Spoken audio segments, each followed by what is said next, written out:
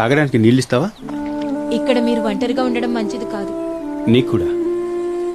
నువ్వు మిగిలిన వాళ్ళతో ఎందుకు రాలేదు? మరి ఇంత ఆలస్యంగా వచ్చావి? నాతో ఉండడానికి వాళ్ళెవరు ఇష్టపడరు కనుక. నువ్వు వెళ్ళి ముందు నీ పెనిమిటిని పిలుచుకొని ఇక్కడికి రా, మీ ఇద్దరికి చూపిస్తాను. నాకు భర్త లేడు. నువ్వు సరిగ్గా చెప్పావు. నీకు 5 పెనిమిట్లుండిరి.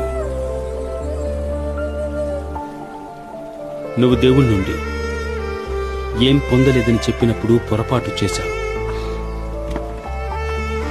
నీ మొదటి భర్త పేరు రామీన్. అప్పుడు నువ్వు వివాహం కోసం ఆస్తో ఉన్నా పవిత్రురాలైన స్త్రీవి. ఏంటి? కానీ అతను మంచివాడు కాదు. నిన్ను బాధించాడు. దానివల్ల నువ్వు వివాహాన్ని, విశ్వాసాన్ని కొనసాగించడాన్ని ప్రశ్నించేలా చేశాయి. ఆపండి. రెండవ వ్యక్తి ఫర్జాద్. ఇదంతా ఎందుకు చేస్తున్నావు?